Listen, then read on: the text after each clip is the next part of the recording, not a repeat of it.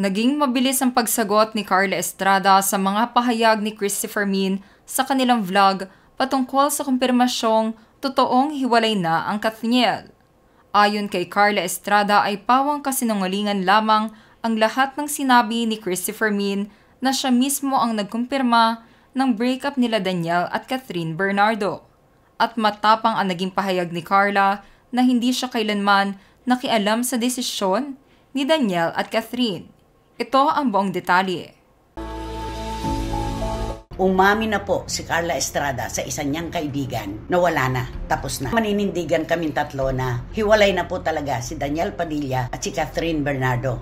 Mabilis na nag-viral ang mga pahayag na ito ni Christopher Min sa social media sa pag-aakala ng mga netizens na totoo ang kanyang buong pahayag. Ngunit mabilis naman itong sinagot ni Carla at nilinaw niya na wala siyang kinukumpirma na kahit na ano. Ito naman ang naging aktwal na pahayag ni Carla Estrada. Ito ay walang katotohanan.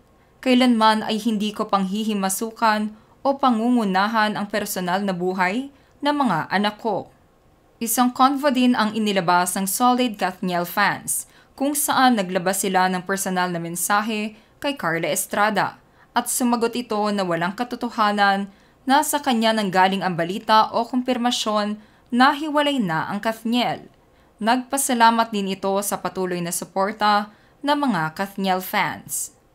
Sa ngayon nga ay nananatili pa din na tikom ang bibig ni Danielle Padilla at ayaw pa din niyang patulan ang mga issues na ibinabato sa kanilang dalawa ni Catherine Bernardo.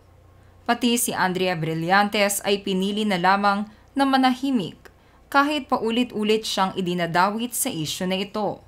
Hanggang sa ngayon nga ay hindi pa din natutuldukan ang balitang hiwalay na ang Kathniel dahil wala din namang naging diretsyong pahayag si Carla Estrada patungkol sa estado ng relasyon nila Danielle Padilla at Catherine Bernardo. Kayo mga ka-showbiz peeps, sa tingin niyo ba ay may maliit lamang na hindi pagkakaunawaan sina Catherine at Danielle at magkakabalikan pa ito? O totoong hiwalay na nga sila at ayaw lamang makialam ni Carla Estrada? Just comment below.